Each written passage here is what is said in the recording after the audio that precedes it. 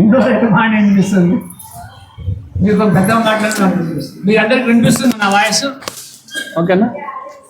వినిపిస్తుంది మాతాజీ? నా వాయిస్ వినిపిస్తుందా మీకు? ఓకే. ప్రభు కూర్చోండి. చైర్లో కూర్చో. మీరు ఇక్కడ ఉన్నారా? ఎవరైనా చేయట్లే. ఓకే. ఈ ఉత్సాహం, నిశ్చయ, ధైర్యాత్ ఈ శ్లోకం ఏం చెప్తుంది మనకి? అంతకుముందు 2 శ్లోకాలు కూడా చర్చించాము. అవి ఏంటి? అవి భక్తికి అననుకూలమైన, వెరీ గుడ్, మనకు ఆటంకాలు కలిగించేవి. ఈ శ్లోకము అనుకూలమైనటువంటి. సో ఏంటి 6 విషయాలంటే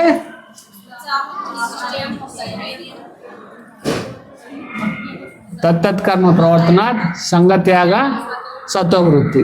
ఈ 6 ఏంటి? మన భక్తికి అనుకూలమైన ఉంటుంది.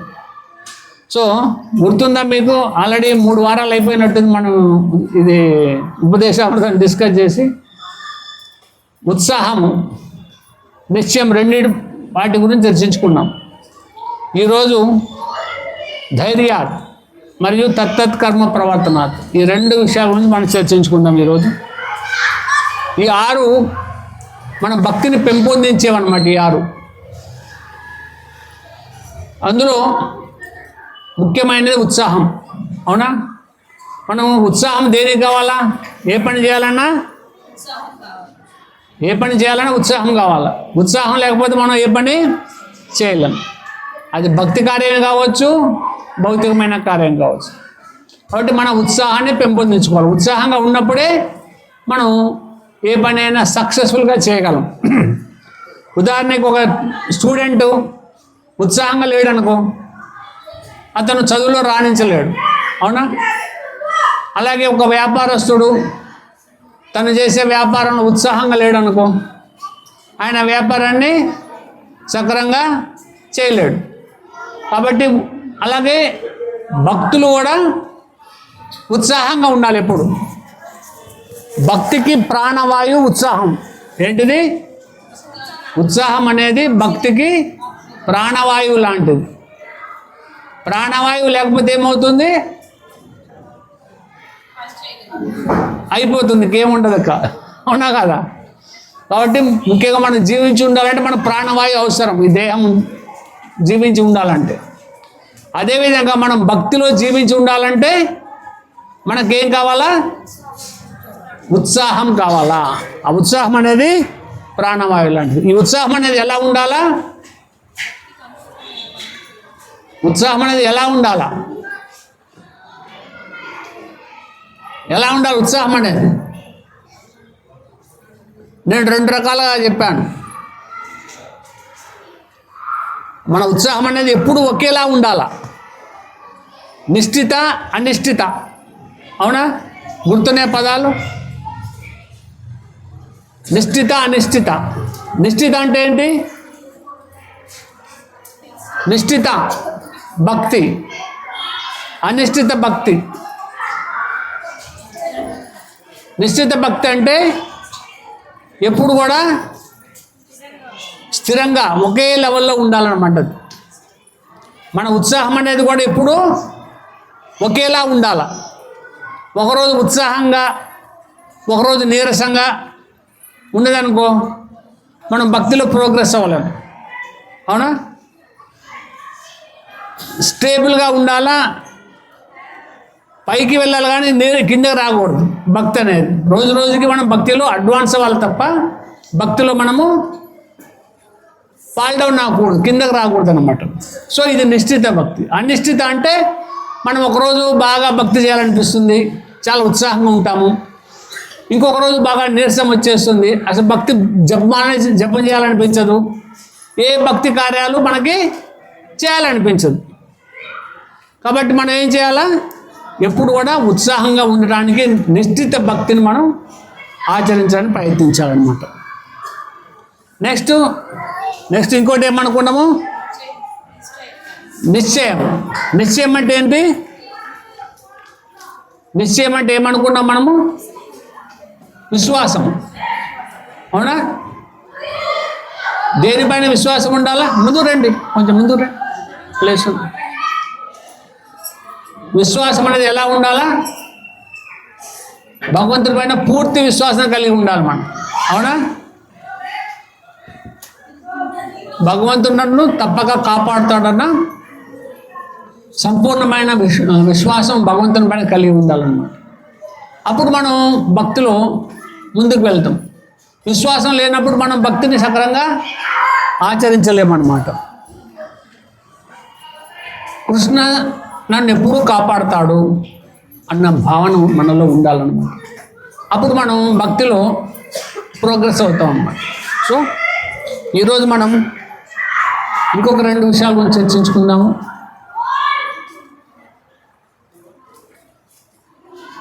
ఇవన్నీ ఆల్రెడీ మనం చర్చించాము. ఇవన్నీ మనం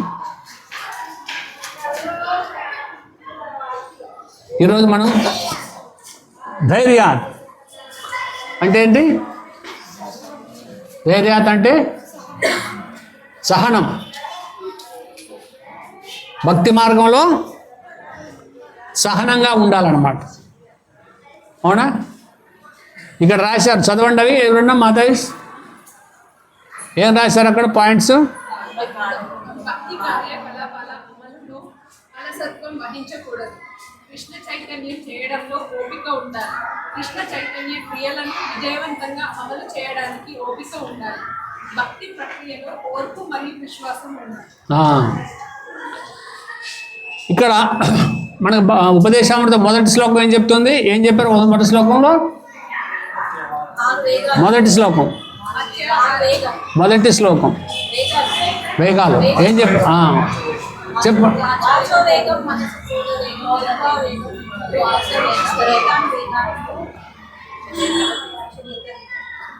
వాచో వేగం చెప్పండి. వాచో వేగం, మనస వేగం, క్రోధ వేగం, జుహ్వ వేగం, ఉదర వేగం, ఉపవస్త వేగం. ఇవి 6 వేగాలు. ఏతాన్ వేగాన్ యో విషహేత ధీర, ఏతాన్ వేగాన్ యో విషహేత ధీర సర్వం అపీమాం పృథివీంశ శిష్యాత్. ఎవరైతే ఈ వేగాలను నియంత్రించుకుంటారో వారిని ఏమంటారు? ధీర. వాళ్ళని ఏమంటారు? ధీర. ధీరుడు అంటే ధైర్యవంతుడు. అలాంటి ధైర్యవంతుడు ఎవరైతే ఉంటారో వారు ఈ పృథ్వీలోని జనాలందరినీ కూడా తన శిష్యులుగా చేసే అర్హతను కలిగి ఉంటాడు. ఏతాన్ వేగాని యో విషహేత ధీర సర్వమపీమాం పృథివీంశ శిష్య. ఈ ప్రపంచంలో పృథ్వీ పైన ప్రతి ఒక్కరిని కూడా తన శిష్యులుగా చేసుకున్న శక్తి అతనికి వస్తుంది. ఎప్పుడు? ఈ 6 వేగాలను నియంత్రించుకోగలిగినప్పుడు. దానికి ఉదాహరణ ఎవరు? మన ఆచార్యులు అందరూ, ముఖ్యంగా ప్రభుపాద గారు. ప్రభుపాద గారు ప్రపంచంలో ఎంతోమంది జనాలను, కోట్ల మందిని తన శిష్యులుగా చేసుకున్నారు. ఎందుకంటే ఈ 6 వేగాలను ఆయన నియంత్రించారు కాబట్టి. ఎవరు ఈ 6 వేగాలను నియంత్రిస్తారో వారు కూడా అదేవిధంగా ప్రపంచానికి గురువు కాగలరు. కాబట్టి 6 వేగాలు నియంత్రించుకోవాలనే ధీరుడు. అంటే మనలో ఇవి ఉద్రేకాన్ని కలిగిస్తాయి. వాచో వేగము, మనస వేగము, క్రోధ వేగం, ఇవన్నీ ఏంటి? మనకి వేగాలు. ఇవన్నీ ఉద్రేకాన్ని కలిగిస్తాయి. ఏ కోరిక వచ్చిందనుకో ఇమ్మీడియట్గా ఆ కోరికను తీర్చుకోవాలన్న తపన కలుగుతుంది మనలో. అవునా? వాటిని సహించాలా, వాటిని కంట్రోల్ చేయాలి. ఇది సహనం అంటే అన్నమాట. ఎవరైతే వీటిని సహిస్తారో వారు ధైర్యవంతులు, ధైర్యాత్ సహనవంతులు, ధీరులు అవుతారు. అయితే ఇక్కడ ఈ భక్తి మార్గం అనేది అంత సులభమైనది కాదు. అవునా? భక్తి మార్గం అనేది చాలా కష్టమైనటువంటిది. మనం భక్తిని ఆచరించేటప్పుడు సహజంగా మనకు ఎన్నో ఆటంకాలు ఎదురవుతూ ఉంటాయి. ఆటంకాలు ఎదురైనప్పుడు వాటిని మనం ఏం చేయాలి? సహించాలా, సహనంగా భరించాలా వాటిని. చైతన్య మహాప్రభు లా ఏంటి? చైతన్య మహాప్రభు లా తృణాదపి శునిచేన తరోరపి సహిష్ణున అమానిన మానదేన కీర్తనీయ సదాహరి. ఏం చెప్తున్నారు చైతన్య మహాప్రభు? గడ్డి పోస కంటే వినయంగా ఉండాలి, చెట్టు కన్నా సహనంగా ఉండాలి. చెట్టు ఉంటుంది, మనకు నీడనిస్తుంది, పువ్వులు ఇస్తుంది, పండ్లను ఇస్తుంది. అయినా మనం రాళ్ళతో వాటిని రాళ్ళేసి కొడుతూ ఉంటాం చెట్టుని. అయినా అది మనకు పండ్లు పూలు ఇవ్వకుండా ఆగుతుందా? లేదు కదా, ఇస్తుంది. అదేవిధంగా భక్తి మార్గంలోకి వచ్చినప్పుడు మనకి వివిధ రకాల ఆటంకాలు వస్తూ ఉంటాయి. రకరకాలుగా మనల్ని అంటుంటారు మనుషులు కూడా. ఏదో మనల్ని ఒక రకంగా చూస్తూ ఉంటారు. ఏది చేసినా మనల్ని మనము జాగ్రత్తగా వాటిని సహించాలన్నమాట. అంటే వైష్ణవ అంటే చాలా గొప్పవాడు. ఆ వైష్ణవకి ముఖ్యంగా ఈ లక్షణాలు కలిగి ఉండాలి. తునాదపి సునీచైన లక్షణం, ఇది చాలా ముఖ్యమైనటువంటిది అనమాట. ఈ లక్షణాన్ని ఎప్పుడైతే పెంపొందించుకుంటూ అప్పుడు మనలో సహనం అనేది ఏర్పడుతుంది. ఎందుకంటే మన భక్తి మార్గంలో మనం గత జన్మల్లో ఈ జన్మలో ఇప్పుడంటే భక్తిలోకి వచ్చాం, ఇప్పుడు కొంచెం జాగ్రత్తగా ఉంటున్నాం. అవునా? ఎలాంటి చెడ్డ కార్యాలు లేకుండా 4 నియమాలు ఫాలో అవుతున్నాం. ఇంతకుముందంతా గత జన్మలో కానీ ఈ జన్మలో ఇప్పటి వరకు కూడా మనం 4 నియమాలు ఫాలో అవ్వలేదు కదా. అవునా? మాంసం తిన్నాము, మద్యం తాగేవాళ్ళు ఉంటారు, వ్యభిచారం చేసేవాళ్ళు ఉంటారు, జూదం ఆడేవాళ్ళు ఉంటారు, రకరకాల అలవాట్లు ఉన్న వాళ్ళు ఉంటారనమాట. 4 నియమాలు బ్రేక్ చేసే ఉంటారు చాలామంది. మరి వాటికి మన అందరూ రియాక్షన్ ఉంటుంది కదా. మాంసం తిన్నాం సపోజ్ ఉదాహరణకి, అంటే ఒక జంతువుని చంపుకొని తిన్నాము. మరి తిన్నప్పుడు ఆ కర్మ వస్తుంది కదా మనకి. ఆ కర్మ వచ్చినప్పుడు మనకు కష్టాలు వస్తాయి. పాపం చేసామంటే కష్టం వస్తుంది. మనకు ఎందుకు కష్టాలు వస్తున్నాయి అంటే మనం గత జన్మలో పాపాలు చేసాం కాబట్టి కష్టాలు వస్తున్నాయి. కాబట్టి మనం ఏం చేయాలంటే సహనంగా వాటిని భరించాలన్నమాట.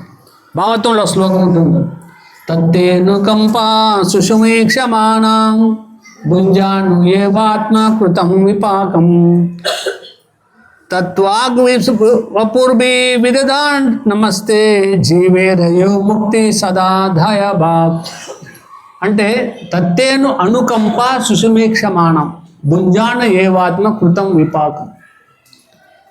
మనము చేసిన దుష్కర్మలు ఏవైతే ఉన్నాయో, చెడ్డ కర్మలు, వాటి వలన మనకి ఎంతో కష్టం వస్తుంది ఈ జన్మలో. యాక్షన్కి రియాక్షన్ ఉంటుంది కదా. సో వాటిని బలవంతంగా సహిస్తూ ఓర్చుకుంటూ ఏం చేయాలి మనము? మన దేహము, మనసు, వాక్కు, ఈ మూడింటిని కూడా భగవంతుని సేవలో నెలకొల్పాలి పూర్తిగా.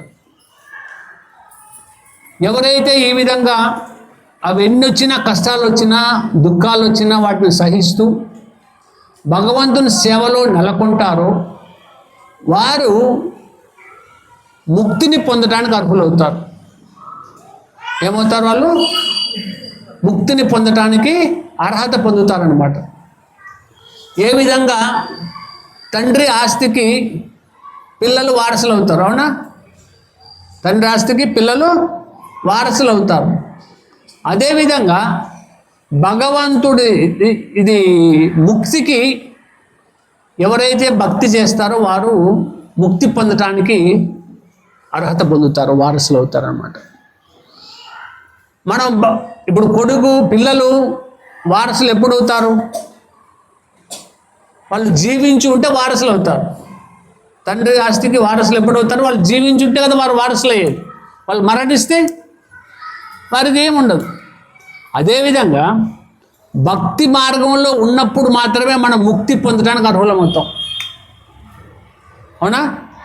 భగవంతుని ధామానికి వెళ్ళటానికి మనకి అర్హత వస్తుంది. భక్తి మార్గంలో లేకపోతే మనకి అర్హత లేదు. ప్రతి ఒక్కరికి అర్హత ఉంది. ముక్తిని పొందే అర్హత, తండ్రికి ఎంతమంది పిల్లలు ఉంటే అంతమంది వారసులు అవుతారు కదా ఆస్తికి.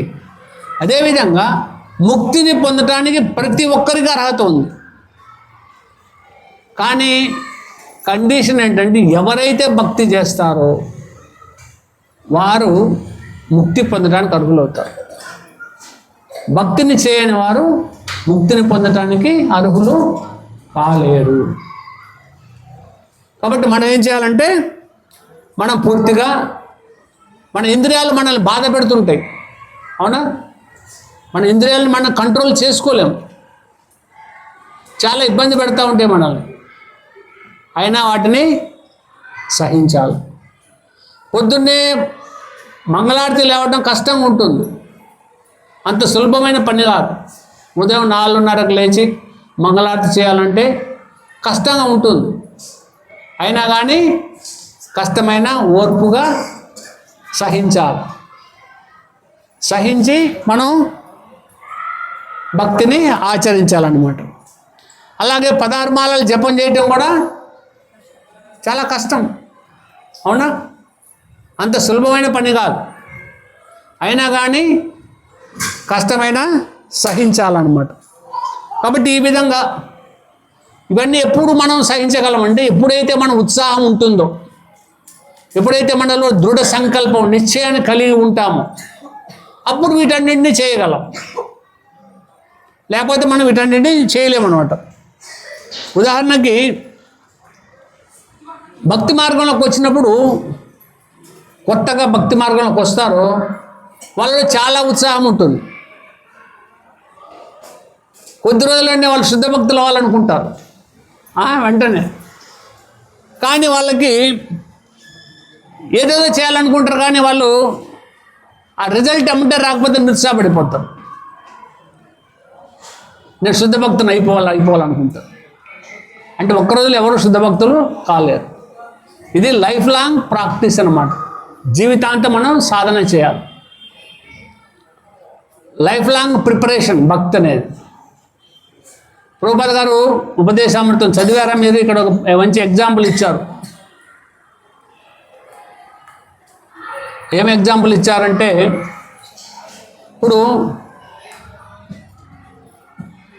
పెళ్ళైన వెంటనే పెళ్ళి చేసుకుంటారు కదా, పెళ్ళైన వెంటనే పిల్లలు కావాలంటే పుడతారా? ఇవాళ పెళ్ళైంది రేపు పొద్దున్నే పిల్లోడు కావాలంటే వస్తారా? రారు.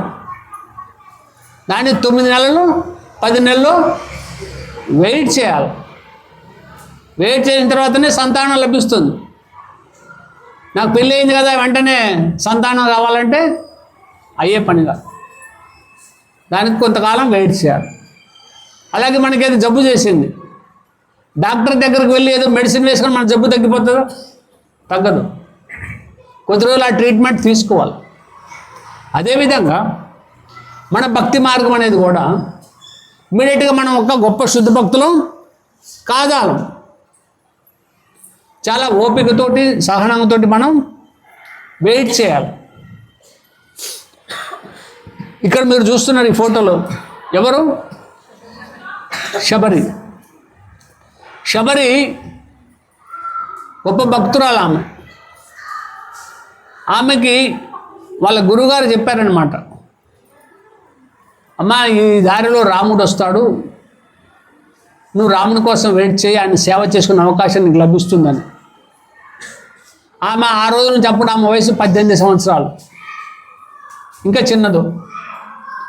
అయితే అప్పుడు గురువుగారి మాట మీద విశ్వాసంతో ఆమె రాముడు వస్తున్నాడు రేపు అని చెప్పి ప్రతిరోజు ఇళ్ళకేదంట, ముగ్గులు పెట్టేది, అడవులకి వెళ్ళి పూలు తెచ్చేది, పండ్లు తెచ్చేది, ఎదురు చూస్తూ కూర్చునేది. రాముడు రాలేదు. రెండో రోజు కూడా అదే ఉత్సాహం, ఈ రోజు రాముడు వస్తాడేమో, మళ్ళీ అడవికి వెళ్ళేది, మళ్ళీ పూలు పండ్లు తెచ్చి, ఇలా ఆమె ఎన్ని సంవత్సరాలు ఎదురు చూసింది తెలుసా? ఎన్ని సంవత్సరాలు? 80 సంవత్సరాలు ఎదురు చూసి. ఒక్కరోజు కాదు, 2 రోజు కాదు, 18 సంవత్సరాల వయసు నుంచి 80 సంవత్సరాల వయసు వరకు, పండు ముదుసలు అయ్యేంత వరకు కూడా ఆమె నా గురువు చెప్పాడు, గురువు మాట పైన విశ్వాసం, ఖచ్చితంగా వస్తాడు రాముడు, ఈరోజు వస్తాడు, ఈరోజు వస్తాడు, ఈరోజు వస్తాడు అని 80 సంవత్సరాల వరకు అదే విధిగా ఆమె ఎదురు చూసింది తప్ప ఆమె అన్నాడు కూడా నిరుత్సాహం చెందలేదు. సో అదేవిధంగా మనం కూడా భక్తి మార్గంలో మనం భక్తిలో పురోగతి చెందడానికి భగవంతుని ధామం చేరుకోవాలంటే చాలా సహనంగా ఓపికగా మనం భక్తిని ఆచరించాలి. ఈరోజు నేను భక్తి మార్గంలోకి వచ్చాను, నాకు ఇప్పుడే నా కష్టాలని పోవాలంటే పోవు. ఎన్నో లక్షల జన్మలు ఎత్తాం మనం, అవునా? లక్షల జన్మలు ఎత్తి ఒక్క జన్మలోనే మనం ప్యూరిఫై అయిపోయి భగవంతుడి ధామానికి వెళ్ళాలంటే మేబీ కృష్ణ మెరిస్తుంటే వెళ్ళొచ్చు కూడా, లేదా కొన్ని ఇంకొక ఎన్నో జన్మలు కూడా పట్టవచ్చు, అవునా కాదు? ఓపికగా భక్తిని చేయాలి, ఏ రోజు కూడా నిరుత్సాహపడరు. ప్రభుపాద గారు లైఫ్ టైం ప్రిపేర్ అయ్యారు. తను 29 వయసున్నప్పుడు వారి గురువుగారిని కలిశారు, భక్తి సిద్ధాంత సరస్వతి మహారాజుని. ఇంకా ఎంతో వయసు కరెక్ట్ గుర్తులేదు. ఎన్ని సంవత్సరాలు ప్రభు? ఎంత వయసు అప్పుడు ప్రభుపాద గారు? 1896 నుంచి 26 ఇయర్స్. కలిసినప్పుడు భక్తి సిద్ధాంత సరస్వతి మహారాజ్ చెప్పారనమాట. ఏమన్నారంటే, మీరు బాగా ఉన్నతమైన చదువు చదువుకున్నారు, అప్పటికే ప్రభుపాద గారు గ్రాడ్యుయేషన్ అయిపోయింది, మీరు పాశ్చాత్య దేశాలకు వెళ్ళి వాళ్ళందరూ ప్రచారం చేయొచ్చు కదా భగవద్గీతను చెప్పినప్పుడు, ఆ యొక్క ఇన్స్ట్రక్షన్ ఫుల్ఫిల్ చేయడానికి ఆయనకి 40 సంవత్సరాలు పట్టింది. అంటే 70వ సంవత్సరంలో అమెరికా వెళ్ళారు. ఆ వెళ్ళే ముందు కూడా ఎన్నో సమస్యలు ప్రభుపాద గారికి, కుటుంబ సమస్యలు, ఆర్థిక సమస్యలు, రకరకాల సమస్యలు, ఒక సమస్య కాదు, ఎన్ని సమస్యలు వచ్చినా ఆయన ఆధ్యాత్మిక మార్గంలో మాత్రం ఎలాంటి సమస్య లేకుండా వారి జీవితాన్ని ప్లాన్ చేసుకున్నారు. భౌతికంగా ఎన్నో సమస్యలు వచ్చినాయి ప్రభుపాద గారికి. ప్రభుజీ ఫ్యాన్ అటు గుర్తురా ఉంది. భౌతికంగా ప్రభుపాద గారికి ఎన్నో సమస్యలు, భార్యతోటి సమస్యలు, పిల్లలతోటి సమస్యలు, డబ్బు సమస్య, ఉద్యోగం పోయింది, వ్యాపారం అంతా నష్టం వచ్చేసింది, ఎన్నో సమస్యలు. అయినా ఆయన ఏమాత్రం వాటికి ఏమాత్రం ప్రభావం చెందలేదు. ఆయన పైన ఎలాంటి ప్రభావం చూపలేదు అవి. ఈ భౌతికమైన సమస్యలన్నీ ఆయన పైన ఎలాంటి ప్రభావం చూపలేదు. కేవలం ఆయన పూర్తిగా తన గురువు ఇచ్చిన ఆదేశం ఏదైతే ఉందో ఆదేశాన్ని పైన పూర్తి విశ్వాసం. ఏ విధంగా శబరి 80 సంవత్సరాల విధుడు చూసిందో తన గురువు భగవంతుడి కోసం గురువు మాట పైన విశ్వాసం ఉంచి, అదేవిధంగా ప్రభుపాద గారు తన గురువు నాకు మాట చెప్పారు, పాశ్చాత్య దేశాలకు వెళ్ళి ప్రచారం చేయడం, నేను ఆ ప్రచారం చేయాలి అన్న దృఢమైన సంకల్పం. అదేగాక హరినామం పైన ఉన్నటువంటి నమ్మకం, ఈ రెండింటిని ఆధారంగా చేసుకొని భాగవతాన్ని తీసుకొని ప్రభుపాద గారు ఇలా జలదూత పడవ ఓడలో అమెరికా వెళ్ళారనమాట. సో ఆయన ధైర్యము, ఆయన విశ్వాసం ఏమాత్రము సన్నగిల్లలేదు. ఎన్నో సమస్యలు వచ్చినాయి. ఎన్ని సమస్యలు వచ్చినా ఆధ్యాత్మిక మార్గంలో పురోగతి చెందటానికి ప్రభుపాద గారిలో ఆ ధైర్యం, ఆ విశ్వాసం ఎన్నడూ కోల్పోలేదు ప్రభుపాద గారు. ఆయన ఎంతో నష్టపోయారు వ్యాపారంలో, ఉద్యోగం పోయింది, కుటుంబము దూరం అయిపోయింది. అయినా ఆయన తన యొక్క భక్తి మార్గంలో ఆయన యొక్క విశ్వాసం, ధైర్యాన్ని కోల్పోలేదు అనమాట. కాబట్టి మనం ముఖ్యంగా కొత్తగా భక్తి మార్గంలోకి వచ్చినప్పుడు చాలా సహనంగా, ఓపికగా, ఇక్కడ ఇంతకుముందు చెప్పినట్టు భక్తిని ఆచరించాలన్నమాట. అలాగే ఆచార్య నుంచి శ్రవణం చేయాలా, శాస్త్రాలు ఓపికగా చదవాలా, శ్రద్ధగా 16 మాలలు జపం చేయాలా ప్రతిరోజు కూడా, ఏమాత్రం అలసత్వం లేకుండా. ఈ విధంగా మనం ప్రయత్నం చేయాలి. మన ప్రయత్నము కృష్ణుని యొక్క కృప. మన ప్రయత్నం సిన్సియర్గా ఉంటే కృష్ణుడి కృప తప్పక లభిస్తుంది. మన ప్రయత్నం సిన్సియర్గా లేదనుకో, ఏదో మొక్కుబడిగా చేసామనుకో, కృష్ణుడు కూడా మొక్కుబడిగానే ఉంటాడు అన్నమాట మన పట్ల. చేయండి అని చూస్తూ ఉంటాడు ఆయన కూడా. ఎగ్జాంపుల్ చెప్పండి ఎవరైనా, మన ప్రయత్నము భగవంతుని కృప, ఎవరు చెప్పగలరు?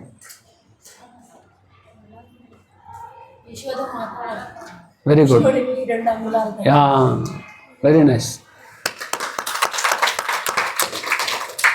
యశోదమాత కృష్ణుడిని బంధించాలని తీసుకెళ్ళి రోలు కట్టేయాలని ప్రయత్నం చేసింది, అవునా? ప్రయత్నం చేసింది కదా దామోదర లీలలో. ముందు ట్రై చేసిన ఒక తాడు తీసుకెళ్ళి, ఆయన అంతా చిన్న పిల్లోడు, ఒక తాడు తీసుకెళ్ళి ఆవుల గడ్డి తాళ్ళు ఉంటాయి కదా ఇంట్లో, ఒక తాడు తీసుకెళ్ళి ట్రై చేసిన 2 ఇంచులు తక్కువ అయిపోయింది. దానికి ఇంకో తాడు తీసుకొని జాయింట్ చేసి మళ్ళీ కట్టింది, మళ్ళీ 2 ఇంచులు తగ్గిపోయింది. ఆశ్చర్యంగా అలా మొత్తం తాళ్ళన్నీ వాళ్ళ పశువుల కష్టంలో ఉన్న తాళ్ళన్నిటినీ కాకుండా ఊర్లో ఉన్న తాళ్ళన్నీ తెచ్చి కట్టినా అంత చిన్న పిల్లవాడికి 2 ఇంచులు తక్కువైపోతుంది. ఆమె ఇదేదో మాయా అనుకో, ఆమె నిరుత్సాహపడలేదు. అయినా కానీ ఆమె ప్రయత్నం చేసింది. ఉదయం నుంచి సాయంత్రం వరకు కట్టేస్తూనే ఉంది ఆయన్ని. అంటే ఆమె ప్రయత్నంలో ఎలాంటి లోపం లేదు. కృష్ణుడు అది గమనించాడు, ఎంత సిన్సియర్గా ఆమె ప్రయత్నం చేస్తుంది. వెంటనే భగవంతుడు కృపను చూపించాడు, అప్పుడు ఆమె కట్టగలిగాడు. అవును. అదేవిధంగా మనం భక్తి చేసేటప్పుడు మనం ఈ జన్మలో పోతేనే పోవచ్చు భగవద్ధామానికి, కృష్ణుడు కృప ఉంటే. లేదా బహునాం జన్మనాం అంటే ఎన్నో జన్మలైనా పట్టవచ్చు భగవంతుని ధామం చేరటానికి. ఎన్ని జన్మలు పట్టినా మనలో ఉత్సాహం అనేది ఎప్పుడు కోల్పోకూడదు. సహనంగా ఉండాలన్నమాట, సహనంగా భక్తి చేయాలన్నమాట. అంత సహనాన్ని మనం అలవర్చుకోవాలన్నమాట. భాగవతంలో మనకి భిక్షు గీత అని వస్తుంది, విన్నారా మీరు? భిక్షు గీత 11th cantoలో 23 చాప్టర్, అవంతి నగర బ్రాహ్మణుడి స్టోరీ అనమాట. విన్నారు కదా మీరు? ఆ బ్రాహ్మణుడు బాగా దురాశపరుడు. బ్రాహ్మణ, ఈజ్ ఎ బ్రాహ్మణ్, ఎంతో దురాశపరుడు అనమాట. అంతేకాకుండా కోపిష్టి కూడా, చాలా లోబి. లోబి అంటే తెలుసు కదా, పైసా ఖర్చు పెట్టాడు, డబ్బు సంపాదిస్తాడు తప్ప తన కోసం ఖర్చు పెట్టుకోడు, తన వాళ్ళకి ఖర్చు పెట్టాడు, తీసుకెళ్ళి మొత్తం లోపల దాచిపెడుతుంటాడు. అలాంటి లోబి. అంతేకాదు క్రోధం, విపరీతమైన క్రోధం ఆయనకి, ఆ బ్రాహ్మణుడు. అయితే మరి అలాంటి వాళ్ళు ఎంతకాలం భరిస్తారు? భార్య పిల్లలైనా. వాడు లోభత్వం ఉన్నది, దురాశపరుడు ఎంత ఉన్నా సరిపోదు. తర్వాత క్రోధం, కుటుంబం పైన, పిల్ల అందరిపైన క్రోధమే. వాళ్ళు చూసి ఏం చేసి వాడిని ఇంట్లో నుంచి వెళ్ళేశారు ఆయన. వెళ్ళేయకముందు ఏమైందంటే ఆయన ఇంట్లో దొంగలు పడి ఉన్నదంతా దోచుకుపోయారు. ఇంకేమి లేదు ఆయన, కట్టుబట్టలు తప్ప ఇంకేమి లేదు ఆయన.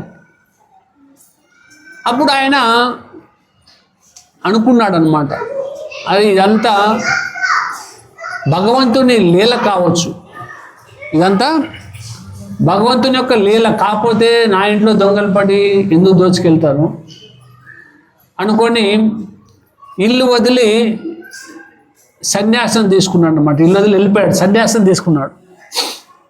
సన్యాసం తీసుకొని ఇంట్లో నుంచి ఇక బయటికి వెళ్ళిపోయాడు.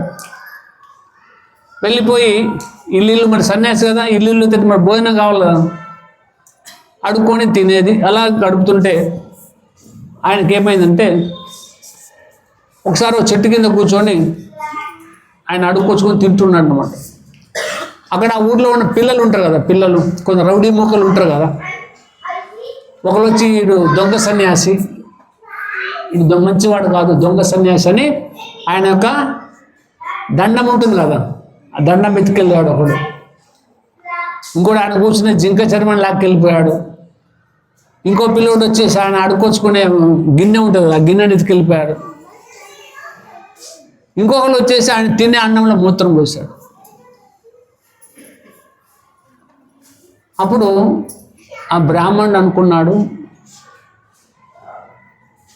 ఇదంతా ఎవరూ చేయట్లేదు, నాకెవరు ఎలాంటి, నా పైన ఎవరికి కోపం లేదు, ఎవరు కావాలని ఇది చేయటం లేదు, ఇది ఒక అనుగ్రహం కాదు, దైవం చేసినది కాదు, లేదా ఈ గ్రహాల ప్రభావం కాదు, ఏది కాదు. ఇదంతా నా యొక్క గత జన్మ కర్మ.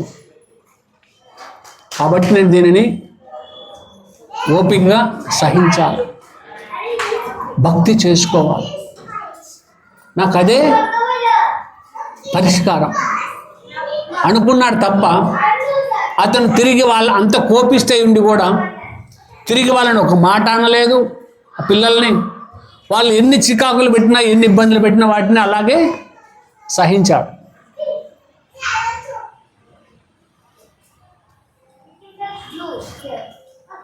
అదేవిధంగా సహించాడు. సో దీన్ని బట్టి మనం ఏం నేర్చుకోవాలా?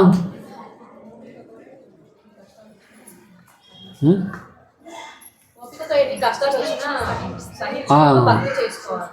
మనకు వస్తుంటే కష్టాలు, ఇక్కడ మనం ఉన్నామంటేనే మనం పాపం చేసాం, పుణ్యాలు కూడా చేసాం. కాబట్టి అప్పుడప్పుడు సుఖాలు వస్తుంటాయి, అప్పుడప్పుడు కష్టాలు వస్తుంటాయి. సుఖం వచ్చినప్పుడు పొంగిపోకుండా, కష్టం వచ్చినప్పుడు కృంగిపోకుండా నిశ్చలంగా ఉండి మన ధర్మం ఏంటి? భక్తి చేసుకోవడం, భగవంతుని సేవ చేసుకోవడం. దాన్ని ఎప్పుడు కూడా మనం వదలకూడదు. అది మనం నేర్చుకోవాలన్నమాట. చాలా సహనంగా ఉండాలి. మనందరం సాధన భక్తులం, అవునా? మనం ఎందుకు సాధన చేస్తున్నాం?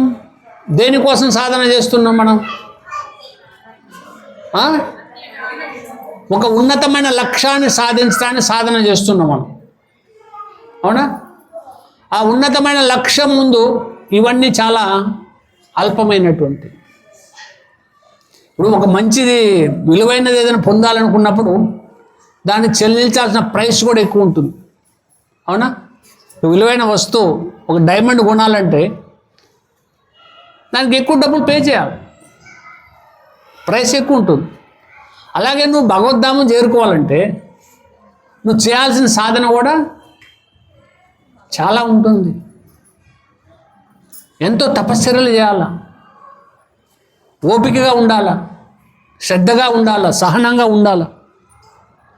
కాబట్టి మనం ఈ విధంగా మన యొక్క దృఢ నిశ్చయమైనది ఏదైతే ఉందో దాన్ని ఎప్పుడు కూడా మనం సడలకూడదు అన్నమాట. దృఢ నిశ్చయం అనేది ఇక్కడ చూసినట్లయితే హరిదాస్ ఠాకూర్ ఎంత గొప్పవాడో, అవునా? ఆయన్ని ఒక స్త్రీ ప్రలోభ పెట్టాలని చూసింది. అయినా ఆయన ఎంతో సహనంగా నిగ్రహించుకున్నాడు తన యొక్క ఇదిని. చివరికి ఆమె గొప్ప భక్తురాలు అయిపోయింది.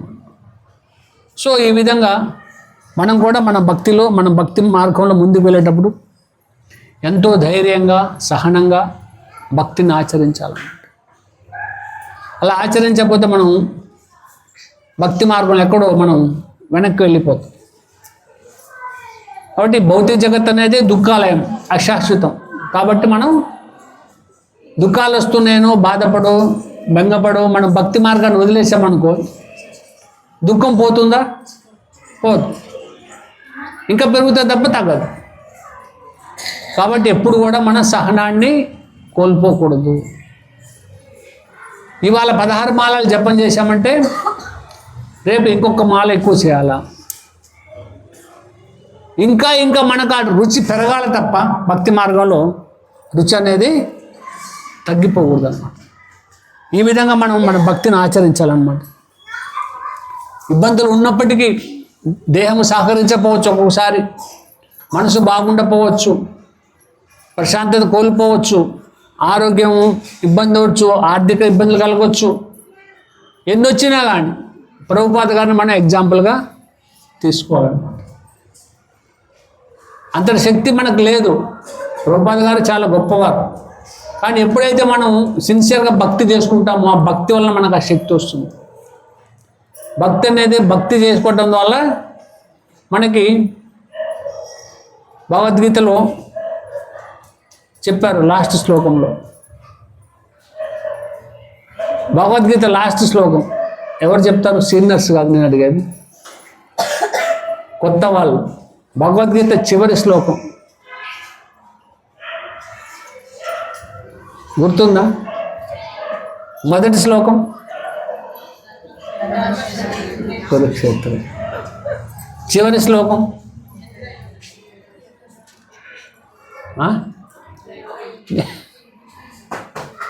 ఎత్ర యోగేశ్వర కృష్ణం ఎత్ర పార్థో ధనుర్ధర తత్ర శ్రీ విజయభూతి ధ్రువ నీతి మతిర్మ. ఎవరైతే కృష్ణుణ్ణి అర్జునుని భక్తి మార్గం అర్జునుడిలాగా మనం కూడా కృష్ణుడిని అర్జునుడిని మనం మన హృదయంలో పెట్టుకొని పూజిస్తామో వాళ్ళకి 4 ముఖ్యమైనటువంటి లాభాలు చేకూరుతాయి, ప్రయోజనాలు. ఏంటా 4 ప్రయోజనాలు? భక్తి మార్గం ఉండటం ద్వారా మనకు కలిగే 4 ప్రయోజనాలు. శ్రీ అంటే ఏంటి? ఐశ్వర్యం, అవునా? అలాగే నెక్స్ట్ విజయం.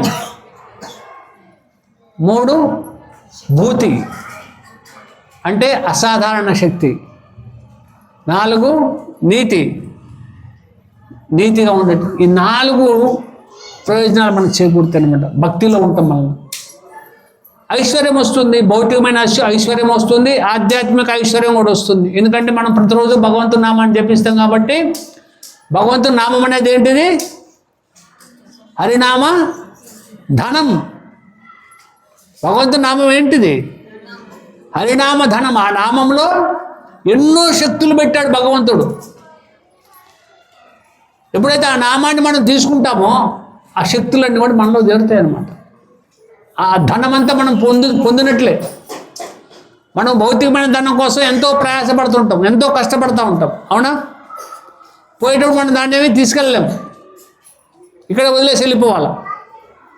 నువ్వు ఇప్పుడు దాన్ని ఆయన కోసం ఖర్చు పెట్టావు అనుకో, పర్వాలేదు, బాగుపడతాం, మనకు బంధనం కాదు. మనం ఆయన కోసం ఖర్చు పెట్టలేదు అనుకో, ఏమవుతుంది? చివరికి అది మనల్నే తీసుకెళ్ళిపోతారు కృష్ణుడు, అవునా కదా? మన దగ్గర ఉన్న ధనాన్ని మనం భగవంతుని సేవలో ఉపయోగించితే ఓకే, ఉపయోగించకపోతే కృష్ణుడే మొత్తాన్ని తీసుకెళ్ళిపోతాడు. నువ్వు ఇవ్వకపోతే ఏం చేస్తాడు ఆయన? నిన్నే లాక్కెళ్ళిపోతాడు, అవునా కదా? చివరిలో ఇప్పుడు అన్ని వదిలేసి వెళ్ళిపోవాలా లేదా మనం? అందుకని ఇప్పటి నుంచే మనం కొద్దిగా మనం భగవంతుడికి ఇస్తూ ఉండాలన్నమాట. అలాగే ఇది ఆధ్యాత్మిక ధనం ఏదైతే ఉందో అది ఎక్కడికి పోదు. అది నేహాభిక్రమ నాశోస్తి ప్రత్యవాయు విద్యతే స్వల్పమప్యస్య ధర్మస్య త్రాయతో మహోదభ్యత. అది మనల్ని ఎంతో గొప్పగా మనల్ని కాపాడుతుంది. ఎటర్నల్ ఎసెట్ అన్నమాట. అది మనకి శాశ్వతంగా మనతో పాటు ఉంటుంది ఆ ధనం అనేది, హరినామ ధనం అనేది. అదేవిధంగా విజయం లభిస్తుంది మనకి. దేనిపైన విజయం లభిస్తుంది? మృత్యువు పైన విజయం లభిస్తుంది. మృత్యు పైన విజయం లభించాలంటే ఏం చేయాలి? కృష్ణుని ఆశ్రయించాలి, కృష్ణ భక్తులను ఆశ్రయించి ఉండాలి. అదేవిధంగా అసాధారణ శక్తి. ఏంటి అసాధారణ శక్తి? ఇదే ప్రభుపాద గారు ఎగ్జాంపుల్.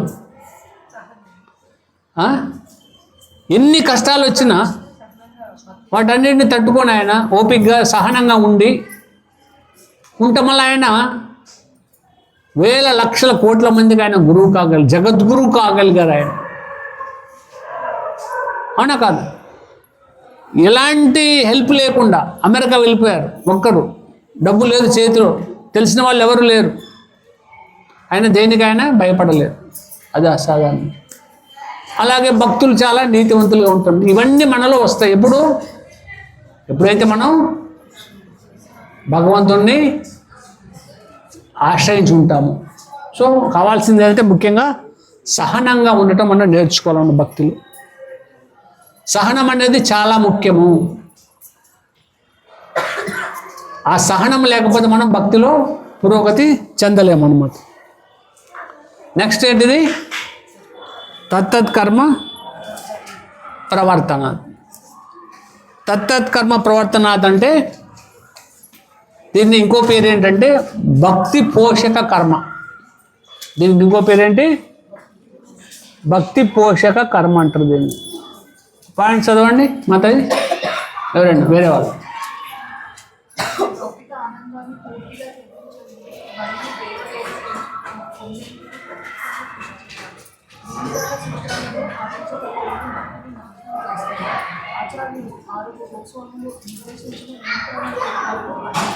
అవును, ఇది తత్తత్ కర్మ అంటే ఏంటంటే ముఖ్యంగా ఇక్కడ భక్తిలో పురోగతి చెందాలంటే మనం 2 రకాల కార్యాలు ఆచరించాలి. ఏం చేయాలా? 2 రకాల కార్యాలు ఆచరించాలి. ఏంటా 2 రకాల కార్యాలు? ఒకటి విధులు, 2 నిషేధాలు.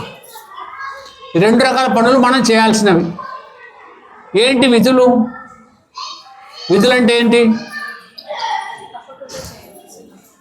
తప్పకుండా చేయవలసింది. ఏంటి అవి?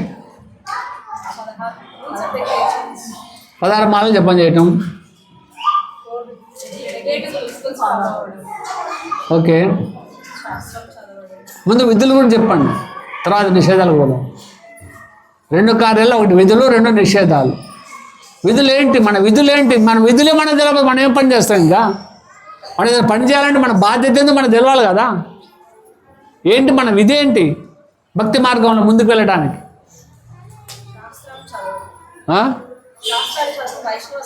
ఓకే, శాస్త్రాలు చదవటము, వైష్ణవ సాంగత్యం ఉండటం, 16 మాలలు జపం చేయటము, 4 నియమాలను పాటించడం, ముఖ్యంగా ఇవన్నీ విధులు. ఇందులో ముఖ్యమైనది శ్రవణం, కీర్తనం. ప్రతిరోజు మనం భాగవత శ్రవణం చేయాలా, భగవద్గీత శ్రవణం చేయాలా, దాంతోపాటు హరినామాన్ని జపించాలన్నమాట. ఇవి 2 మనం తప్పక ఆచరించాలి. ఇవే కాక మనకి భక్తి రసామృత సింధులో శ్రీల రూపగోస్వామి వారు భక్తికి సంబంధించిన 64 అంగాలు చెప్తారన్నమాట. భక్తికి సంబంధించిన 64 ఐటమ్స్. ఈ 64 వీటిల్లో ఒక 5 చాలా ముఖ్యమైనవి. ఒక 5 అత్యంత ముఖ్యమైన ఈ 64 ఏంటి 5 అంటే సాధు సంగ, నామకీర్తన, భాగవత శ్రవణ, నెక్స్ట్ మధురావాస, శ్రీమూర్తయ శ్రద్ధయా సేవన. ఏవేంటి 5? సాధు సంగ, నెక్స్ట్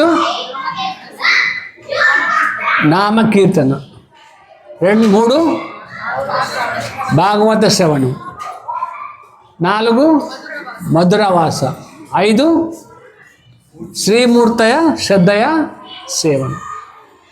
సకల సాధన శ్రేష్ఠ ఏ పంచ అంగ. ఈ 5 పంచ అంగాలు అంటారు వీటిని. ఇవి సాధకులకి భక్తిని ఆచరించడానికి ఎంతో శ్రేష్టమైన ఉన్నది. కృష్ణ ప్రేమ జనమాయ ఏ పంచేర అల్ప సంగ. ఇవి చాలా అల్పమైనటువంటివే, సహజంగా చాలా అందరూ ఆచరించదగ్గవి ఇవన్నీ. ఈ 5 ఆచరించడం ద్వారా ఏమవుతుందంటే మనలో అత్యంత అద్భుతమైన కృష్ణ ప్రేమ మనకు లభిస్తుంది. ఏం లభిస్తుంది ఇవి ఆచరించడంలో? 5 కృష్ణ ప్రేమ. మనకు కావాల్సింది ఏంటిది? కృష్ణ ప్రేమ. అత్యంత విలువైనది, దొరకనిది అది. కానీ ఈ 5 ఆచరించడం ద్వారా, ఈ 5 పంచాంగాలను ఆచరించడం ద్వారా ఏమవుతుంది? మనకి కృష్ణ ప్రేమ అనేది లభిస్తుంది అన్నమాట. మేల్కుంటుంది. మనం ఆల్రెడీ ఉంది కృష్ణ ప్రేమ అనేది మన హృదయంలో. కాకపోతే అది ఇప్పుడు మనం దాని దగ్గర చల్లగా రగ్గు కప్పేసి నిద్ర బుచ్చేసి పెట్టాం దాన్ని. అవునా? ఎప్పుడైతే మన ఈ పంచాంగాలను మనం ప్రాసెస్ స్టార్ట్ చేస్తామో అవి బయటకు వచ్చేస్తుంది కృష్ణ ప్రేమ అనేది. కాబట్టి మనం ఏం చేయాలా? మొదటగా సాధు సంఘ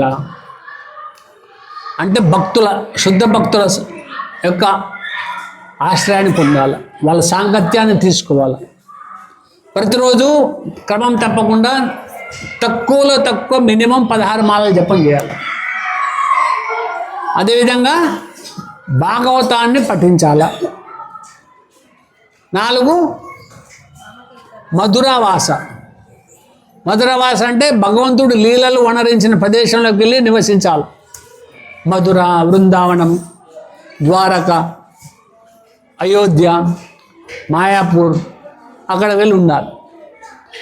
మరి అక్కడికి వెళ్ళి ఉండడానికి కుదురుతుందా మనకి? కాబట్టి మనం ఏం చేయాలా? మన ఇంటినే మనం బృందావనం చేసుకోవాలి, మన ఇంటినే మనం మధుర చేసుకోవాలి, మన ఇంటినే మనం అయోధ్య చేసుకోవాలి.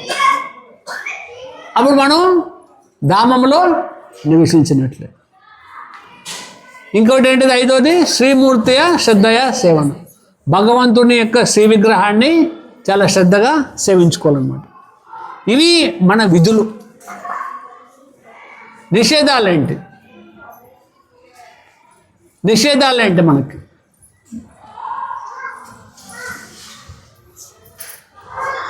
నిషేధాలు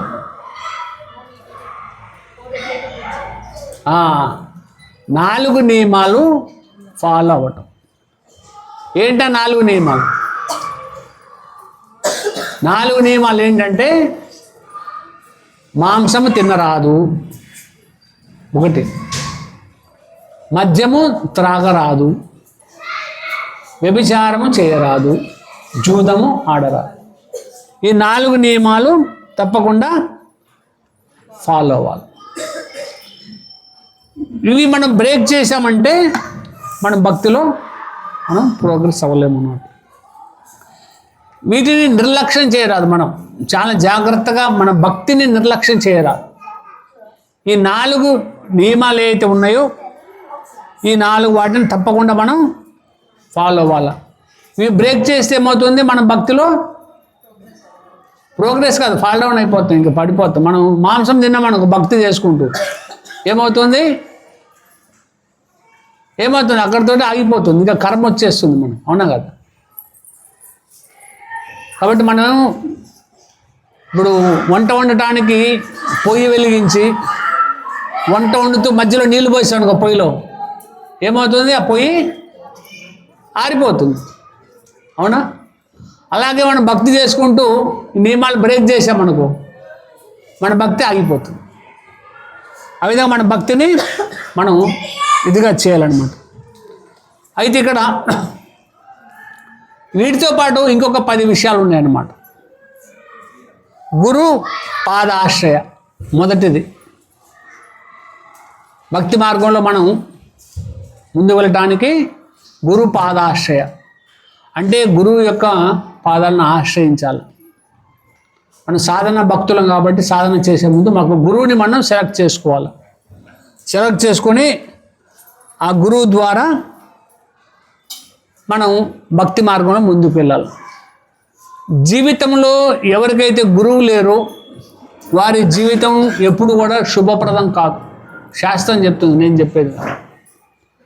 ప్రతి ఒక్కరికి, మనిషి అన్న ప్రతి ఒక్కరికి కూడా జీవితంలో గురువు కావాలి. గురువు లేకపోతే ఆ జీవితము అశుభకరం అయిపోతుంది. గురువు ఎందుకు కావాలో మనకు చెప్పటానికే భగవంతుడు రామునిగా అవతరించినప్పుడు ఆయన కూడా గురువుని తీసుకున్నాడు. అవునా? విశ్వామిత్రుడిని గురువుగా స్వీకరించాడు ఆయన. అదేవిధంగా కృష్ణ అవతారంలో కృష్ణుడు వచ్చినప్పుడు ఆయన ఎవరిని గురువుగా స్వీకరించారు? సాందీపముని గురువుగా స్వీకరించారు. అదేవిధంగా చైతన్య మహాప్రభు అవతరించినప్పుడు ఆయన ఈశ్వరపురిని గురువుగా స్వీకరించారు. ఆయన దేవాదేవుడు కదా, మరి ఎందుకు ఆయన గురువుని స్వీకరించారు? ఆయన గురువు అవసరం ఏముంది? ఆయనే కదా దేవాదేవుడు, ఆయనే జగద్గురు. కృష్ణ పొందే జగద్గురు అంటారు కదా, మరి ఎందుకు ఆయన గురువుని తీసుకోవాల్సి వచ్చింది? ఆయన యద యద ఆచరిత శ్రేష్టో తస్త దేవోత్తరోచన అంటే గొప్ప గొప్ప వాళ్ళు ఏది ఆచరిస్తారో దానిని ఇతరులు ఫాలో అవుతారనమాట. భగవంతుడే గురువుని ఆశ్రయించినప్పుడు మనం కూడా గురువుని ఆశ్రయించాలని చెప్పడానికి, ఆ లెసన్ చెప్పడానికి మనకు ఆయన ఆ విధంగా చూపించారనమాట.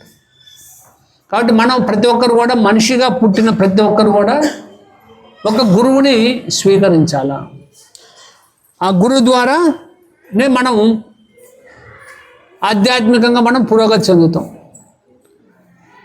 అంటే అందరూ గురువుని స్వీకరించలేరు. ఎవరికైతే వివేకం ఉంటుందో, ఎవరైతే బుద్ధి ఉంటుందో, ఇంటెలిజెన్స్ ఉంటుందో వారు మాత్రం గురువుని స్వీకరించగలరు. వాళ్ళు ఆలోచించుకోవాలి. ఎవరైనా కానీ ఆలోచించుకుంటుంటారు. ఏమన్నా ఆలోచించుకోవాలి. వివేకవంతుడు ఏమన్నా ఆలోచించుకుంటారంటే, నేను ఇప్పటి వరకు ఒక జంతువులాగా జీవించాను, కానీ ఇప్పుడు నేను మనిషిగా మారాలనుకుంటున్నాను. కాబట్టి నాకు ఆధ్యాత్మిక జ్ఞానాన్ని నేను పెంపొందించుకోవాలి, భక్తి మార్గంలోకి ముందుకు వెళ్ళాలి. కాబట్టి నాకు ఆధ్యాత్మిక జ్ఞానాన్ని ఇవ్వటానికి నాకు ఒక గురువు కావాలా అని కొంతమంది ఇంటెలిజెంట్ పీపుల్ గురువుని ఆశ్రయిస్తారు. భక్తి మార్గంలో లేకపోతే అది ఎనిమలిస్టిక్ లైఫ్ అవుతుంది. అవునా? ఎందుకు ఎనిమలిస్టిక్ లైఫ్ అవుతుంది? ఎందుకు అవుతుంది ఎనిమలిస్టిక్ లైఫ్ భక్తి మార్గంలో లేకపోతే? అన్ని పాపాలు చేస్తుంటాను. ముఖ్యంగా ఆహార, నిద్ర, భయం, 5. జంతువులు ఈ 4 చేస్తుంటాయి. ఏం చేస్తుంటాయి? అన్నం ప్రసాదం తింటుంటాయి. అవి ఆకలికి ఏదో ఒకటి తింటుంటాయి, ఆహారం. తర్వాత నిద్ర వస్తే నిద్రపోతాయి. కోరికలు వస్తే అవి కూడా పిల్లలు అంటుంటాయి. అవి కూడా ఫైటింగ్ చేస్తూ ఉంటాయి. ఆహార, నిద్ర, భయం 5 నుంచ సామాన్యమేవాన్ పశుభి నరాన్ ధర్మో విశేషో అధికో విశేషు ధర్మే నహిన పశుభి సమానం. సో శాస్త్రం చెప్పింది, నేను చెప్పేది కాదు ఇది. ఈ 4 కార్యాలు జంతువులు చేస్తున్నాయి, మనుషులు చేస్తున్నాం. మనం కూడా ఏం చేస్తాం? మనం తింటున్నాం మంచిగా. జంతువులా కాదు, మనం చాలా సోఫిస్టికేటెడ్గా హాట్ ఫుడ్, మనకు నచ్చిన ఫుడ్ తయారు చేసుకొని మనం తింటున్నాం. అలాగే మనం మంచిగా ఏసీ రూమ్లో ఫోమ్ బెడ్స్ మీద మనం నిద్రపోతాం. జంతువులు ఎక్కడ పడితే అక్కడ నిద్రపోతాయి. నిద్రపోయినాక ఫీలింగ్ అనేది సేమ్. నిద్రపోయినా నువ్వు కింద పడుకున్నావా, ఫోమ్ బెడ్ మీద పడుకున్నావా, లేకపోతే ఇంక దేని మీద పడినావా, ఏమీ ఉండదు. ఇంకా అయిపోద్ది, ఎటో వెళ్ళిపోద్ది ప్రాణం. అదేవిధంగా అవి పిల్లలు కంటున్నాయి, మనం పిల్లలు కంటున్నాం. అవి ఫైటింగ్ చేస్తున్నాయి, మనము ఫైటింగ్ చేస్తున్నాం. మనం వాటికి భయం ఉంది, మనకు భయం ఉంది. ఆహార, నిద్ర, భయం. అవి భయపడతాయి. అవునా? ఎక్కడ ఎవరు వచ్చి తనని చంపేస్తారో అని మనకు భయం అవుతుంది, ఎప్పుడు మనకు మృత్యు వస్తుందో అని. అవునా కదా?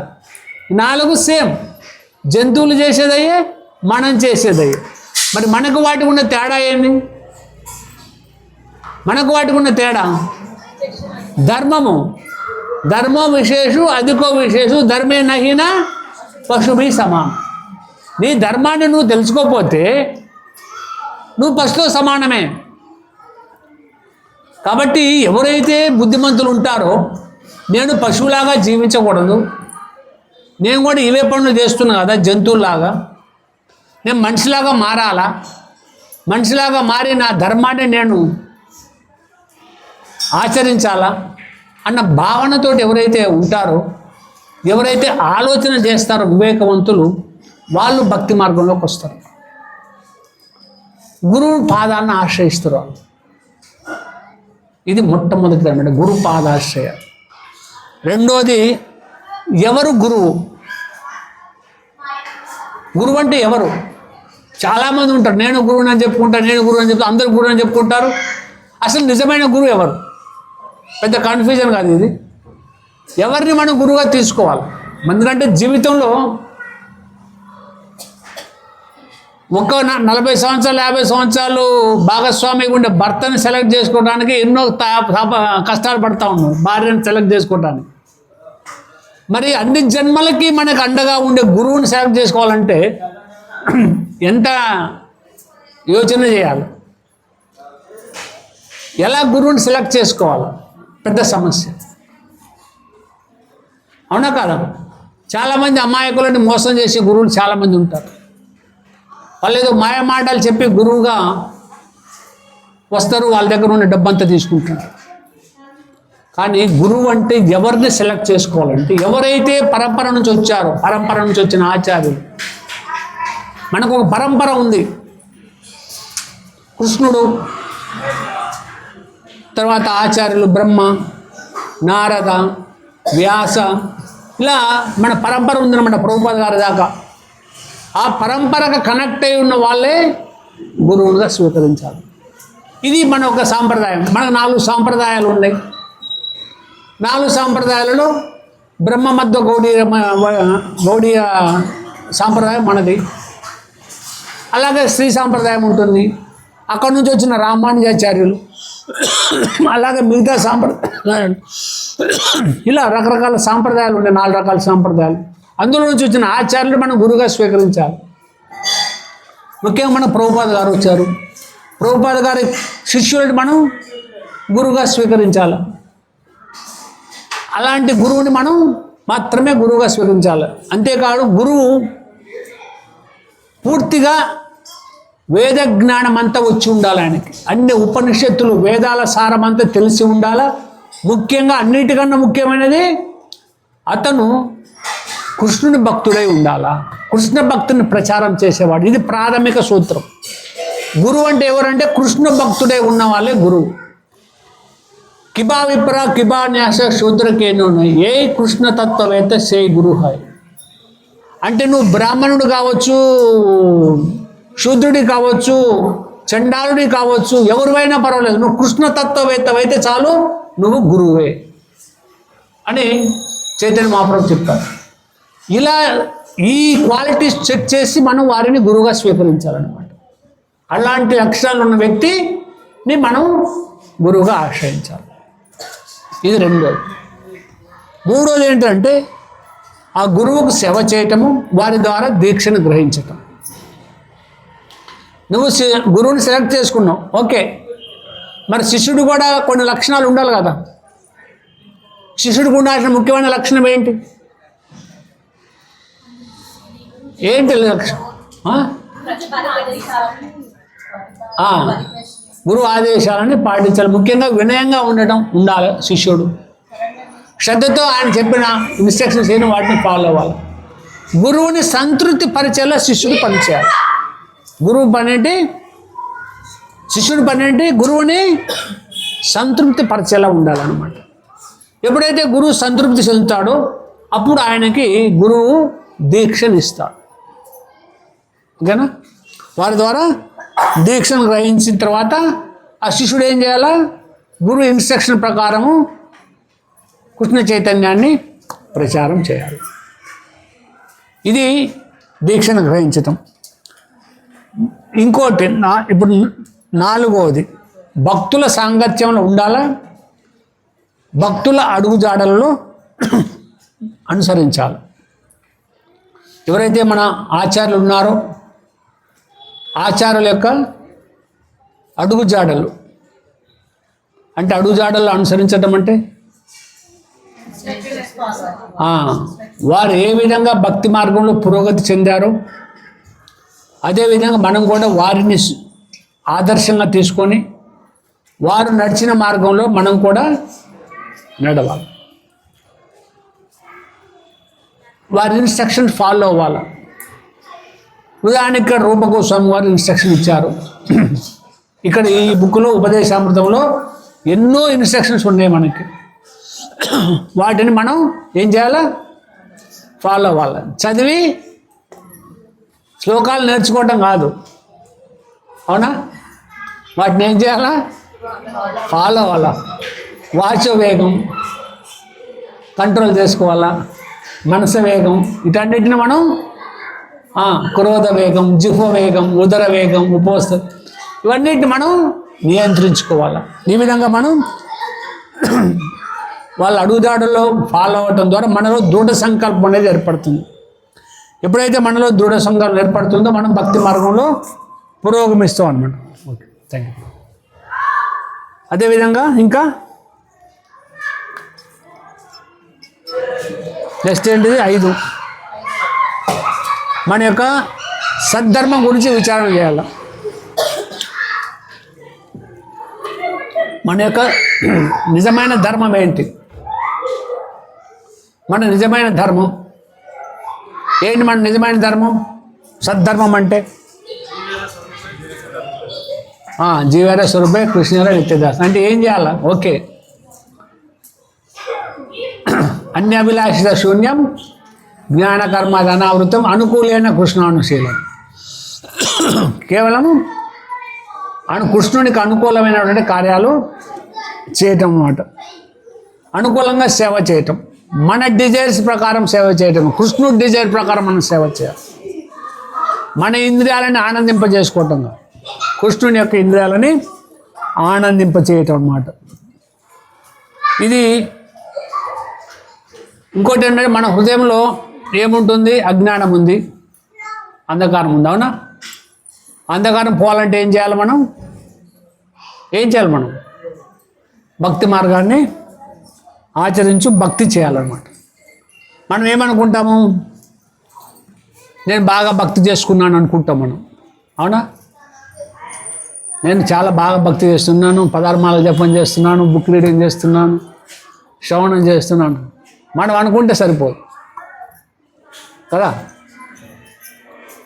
మనం అనుకోవాలా, తప్పు లేదు అందులో, చేస్తున్నాను అనుకోవాలా, అప్పుడే ప్రోగ్రెస్ అనేది ఉంటుంది. కానీ దాన్ని మనకి ఒక సాధన చాట్ రాసుకోవాలా. ఎప్పుడు చేస్తున్నాము, ఏ టైంలో చేస్తున్నాము, ఏం శ్రవణం చేస్తున్నాము, ఎంతసేపు శ్రవణం చేస్తున్నాం, ఇవన్నీ మనం చెక్ చేసుకోవాలన్నమాట. అలాగే కృష్ణుని సంతృప్తి కోసం మన ఇంద్రియ భోగం వదిలివేయాలి. ఆ రోజు మనం మన ఇంద్రియ భోగం చేసుకోవటం కాదు, కృష్ణుని సంతృప్తి పరచాలో ఉండాలి. కృష్ణుని ఇంద్రియాలని ఆనందింపచేయాలి. చైతన్య చరితామృతంలో ఆదిలో ఉంటుంది అన్నమాట. ఆత్మేంద్రియ ప్రీతి వాంఛ తారే బలికామ. ఆత్మేంద్రియ ప్రీతి వాంఛ తారే బలికామ అంటే మన ఇంద్రియాలను సంతృప్తి పరచుకోవాలనుకోవడం కామంతో సమానం. కృష్ణేంద్రియ ప్రీతి ఇచ్చే దారే ప్రేమనామ. కృష్ణుని ఇంద్రియాలను సంతృప్తి పరచాలనుకోవడం ప్రేమ. కాబట్టి మనం ఏం చేయాలి? మన ఇంద్రియాలు కాదు, కృష్ణుని యొక్క ఇంద్రియాలని సంతృప్తి పరచాలి. అలాగే తీర్థవాస 7 అంటే భగవంతుని ధామంలో నివసించాలి. భగవంతుని ధామంలో నివసించడానికి మనకు కుదరదు కాబట్టి మన ఇంటిని భగవద్ధామంగా మార్చుకోవాలి. అలాగే ఏకాదశి ఫాలో అవ్వాలా. ఆచార్యుల ఆవిర్భావ తిరోభావ తిథులను ఫాలో అవ్వాలా, వాటిని ఆచరించాలి. ఈరోజు ఆచార్యులు మన 2 ప్రముఖ ఆచార్యుల ఆవిర్భావ తిథి ఉంది, తిరోభావ తిథి ఉంది, 2 ఉన్నాయి. ఇవాళ మనం ఏం చేయాలి? ఈరోజు మధ్యాహ్నం వరకు ఫాస్టింగ్ ఉండాలి. వాళ్ళ ఆవిర్భావ తిథి కానీ తిరోభావ తిథి కానీ. అలాగే ఏకాదశి వ్రతాన్ని ఫాలో అవ్వాలి. ఇవన్నీ అన్నమాట. ఫాలో అవటం ద్వారా మనలో భక్తి పెరుగుతుంది. అదేవిధంగా తులసి మహారాణి ప్రతిరోజు తులసి మహారాణి సేవించుకోవాలా. ప్రతిరోజు ఆమెకి ల్యాంప్ ఆఫర్ చేయాలా, ఫ్లవర్స్ ఆఫర్ చేయాలా, వాటర్ ఆఫర్ చేయాలా, ప్రదక్షిణ చేయాలా, ప్రతిరోజు ఆమెని సేవించుకోవాలా. మనకు చివరిది ముఖ్యమైనది, మనకు అవసరమైనంత వరకే సంపాదించుకోవాలి. మనకు ఎంత అవసరమో అంతే సంపాదించుకోవాలి. మన అవసరం మనకి ఎలా తెలుస్తుంది? ఎంతున్నా మనకి సరిపోదు కదా. ఎంతున్నా మనకి ఇంకా సరిపోనట్లే ఉంటుంది, ఇంకా చాలనట్లే ఉంటుంది, ఇంకా సంపాదించాలనిపిస్తుంది. దానివల్ల ఏమవుతుంది? మనం ఎక్కువ శ్రమ పడాల్సి వస్తుంది. ఎక్కువ సంపాదించాలంటే ఏం చేయాలి? ఎక్కువ సమయం శ్రమ పడాలి. ఎక్కువ సమయం శ్రమ పడాలంటే సమయం అంతా శ్రమకే పోతుంది, భక్తి చేసుకునేది ఎప్పుడు. కాబట్టి మనం అంటే మన కుటుంబాన్ని పోషించుకునేంతగా, అలాగే కొంచెం బ్యాంకులో కొంచెం పెట్టుకోవడం తప్పులేదు. కానీ మరీ ఓవర్గా 24 గంటలు డ్యూటీ చేస్తే 24 గంటలు పనే చేస్తూ ఉంటే భక్తి చేసుకునేది ఎప్పుడు? ఈ 10 చాలా చాలా ముఖ్యమైనవి అనమాట. ఇవి మనం ఆచరించడం అంటే మన భక్తిని మనం పోషించుకోవటం. అందుకే తత్తత్ కర్మ ప్రవర్తనాత్ అంటే భక్తి పోషక కర్మ అన్నారు. మనల్ని పోషించుకోవాలంటే ఏం చేయాలి? మనల్ని పోషించుకోవాలంటే ఏం చేయాలి? సమయానికి తినాలి, సమయానికి నిద్ర, ఆ? టైంకి తినాలి, తినాలా? అదే టైంకి తినాలి, టైంకి పడుకోవాలి. అంటే టైం సంగతి తర్వాత ముందు మనల్ని మనం పోషించుకోవాలంటే మనం సక్రంగా తినాలా? అవునా? దేహాన్ని పోషించుకోవాలంటే ఏం చేయాలా? ముందు తినాలా. తింటేనే తినాలా, తాగాల, నీళ్ళు కూడా తాగాలి కదా. అప్పుడు మన దేహం పోషించబడుతుంది. మన భక్తిని పోషించుకోవాలంటే ఏం చేయాలి? భక్తిలత ఉంది మన హృదయంలో. భక్తిలత బీజం మన హృదయంలో ఏర్పడింది. దాన్ని నాటారు గురువు మన హృదయంలో. బీజం వేశాడు, భక్తిలత బీజాన్ని వేశాడు గురువు. దాన్ని ఎలా పోషించుకోవాలి? అది కూడా పోషించుకోవాలి కదా. మరి దాన్ని ఏం చేస్తే అది పోషించబడుతుంది?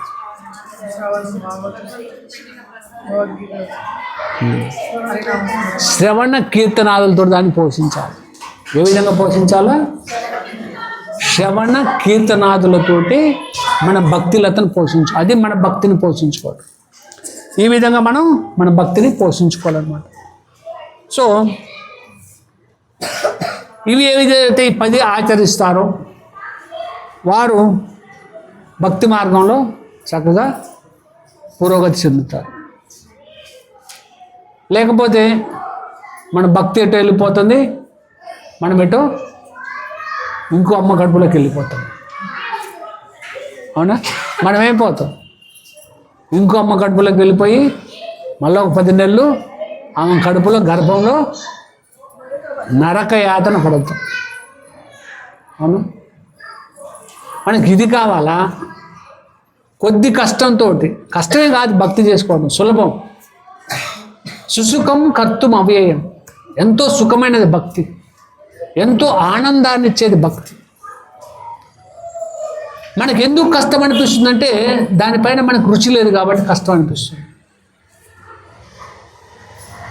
ఎందుకు కష్టంగా ఉంటుందంటే మనలో జబ్బు ఉంది. ఆరోగ్యంగా లేనివాడు ఆహారం తినలేడు.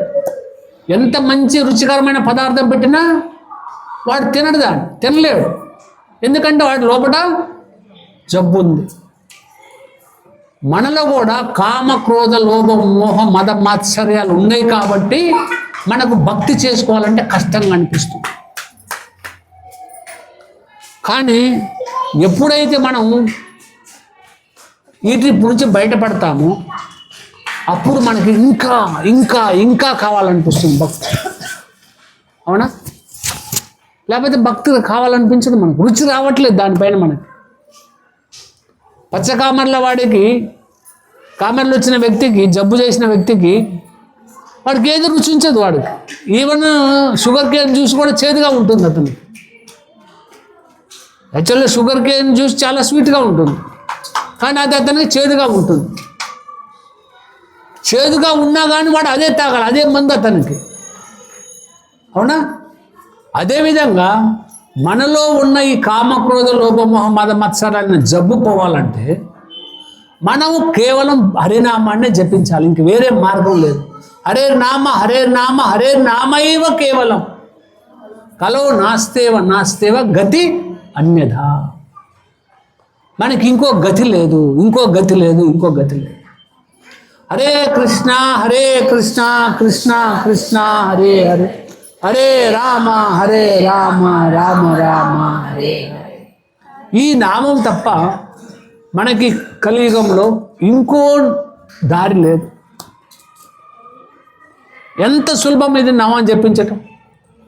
భగవంతుడు ఇచ్చిన నాలుక, భగవంతుడు ఇచ్చిన దేహము, భగవంతుడు ఇచ్చిన చేతులు, భగవంతుడు ఇచ్చిన చెవులు. అవునా? మనం ఏమైనా దానికి ఏమైనా స్పెండ్ చేస్తున్నాం, మనం ఏమైనా ఖర్చు పెడుతున్నామా? ఈ దేహాన్ని పోషించుకోవాలంటే ఎంతో డబ్బు ఖర్చు పెట్టాలి, అవునా కదా? దేహాన్ని పోషించుకోవాలంటే ఎంతో డబ్బు. ఆత్మను పోషించుకోవాలంటే ఏ పైసా ఖర్చు లేదు, ఏ పైసా ఖర్చే లేదు. ఏది బెటర్? ఎంతకాలం పోషిస్తాం ఈ దేహాన్ని? ఇంకా ఎన్నో జన్మలు ఎత్తాం, ఇన్ని జన్మలలో ఎంతో కష్టపడుతూ ఈ దేహాన్ని పోషించుకుంటూ ఎంతో మందిని పోషిస్తూ ఉన్నాం, అవునా? ఇంకెంతకాలం మనం ఈ విధంగా ఇక్కడ కష్టపడతాం? మనం రియలైజేషన్ రావాలి మనలో. నేను ఆత్మని కదా అన్న భావన మనలో వచ్చినప్పుడు అప్పుడు కదా మనం రియలైజ్ అయ్యేది. అప్పుడు ఆత్మ కోసం ప్రాకులాడతాం, ఆత్మను ఉద్ధరించుకోవాలనుకుంటాం. మనం దేహభావనలో ఉన్నంతకాలం మనం ఇక్కడే పునరపి జన్మం పునరపి మరణం, ఇదే అనమాట. మనం ఇదే చేస్తుంది. కాబట్టి మనం నెక్స్ట్ వీక్ మిగతా 2 పాయింట్ డిస్కస్ చేద్దాం. సో ఈరోజు సింహ గురువు అయినటువంటి శ్రీల భక్తి సిద్ధాంత సరస్వతి మహారాజు వారి ఆవిర్భావ తిథి. సో వారు మన ఆచార్యులు, మన తాతగారు అయినటువంటి శ్రీల ప్రభుపాద గారి గురువు గారు. ఎంతో శుభకరమైనటువంటి రోజు. ఈరోజు వారిని స్మరించుకుంటూ వారికి మనం పుష్పాంజలి సమర్పిద్దాం. సో మీరు ఫస్ట్ టైం మనం ఇక్కడ పుష్పాంజలి చేస్తున్నాము. వేరే రత్నాపురం.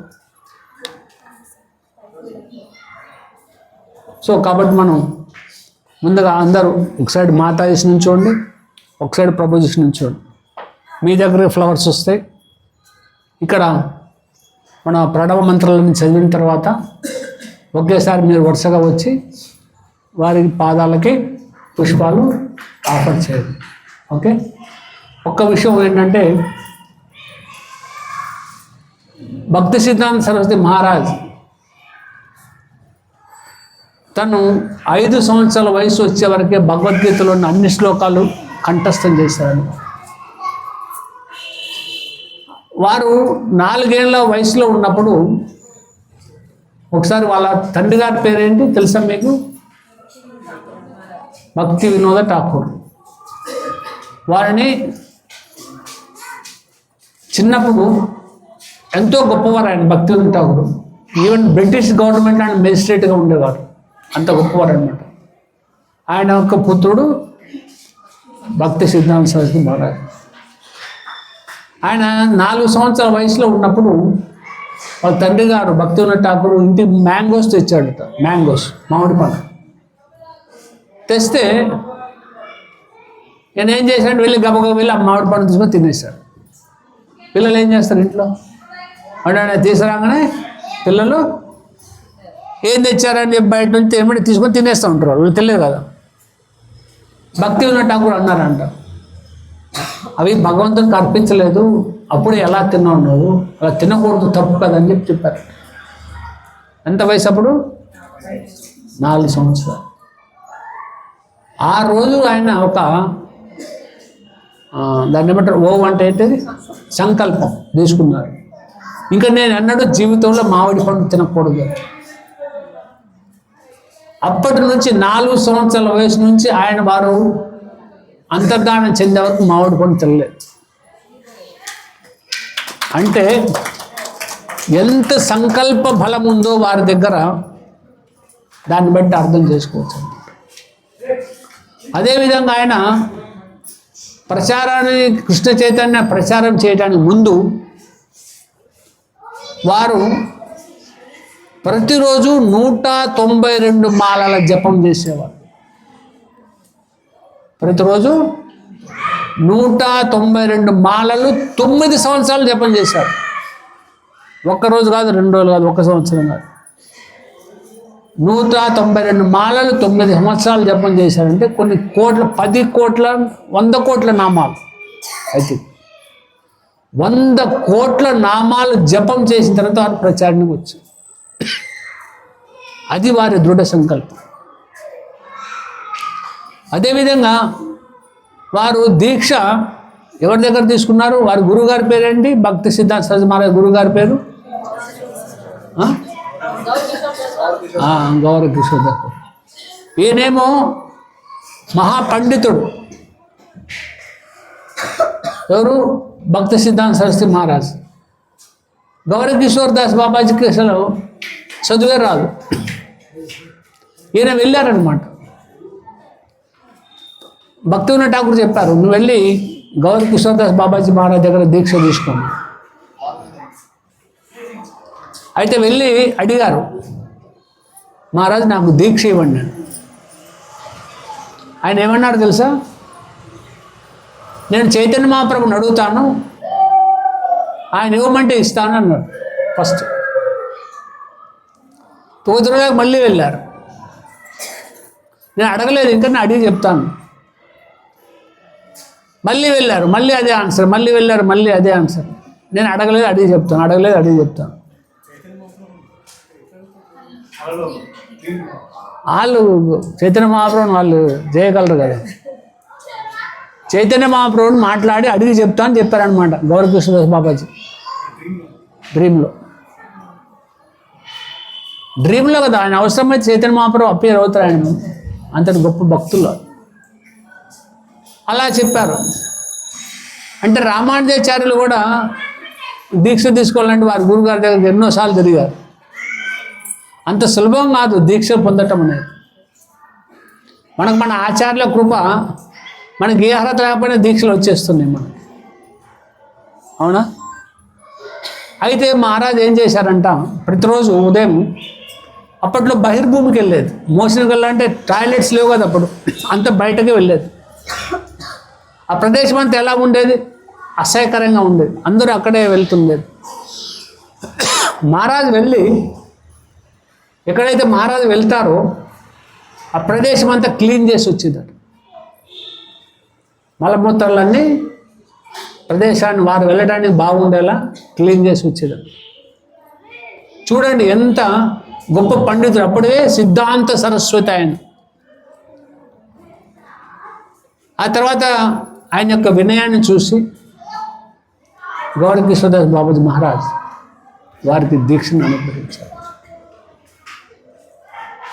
సో మనందరం ఎంతో అదృష్టవంతులు.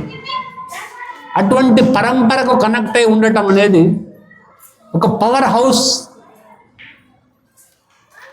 అంతటి పవర్ హౌస్కి మనం కనెక్ట్ అయి ఉన్నాం, అవునా?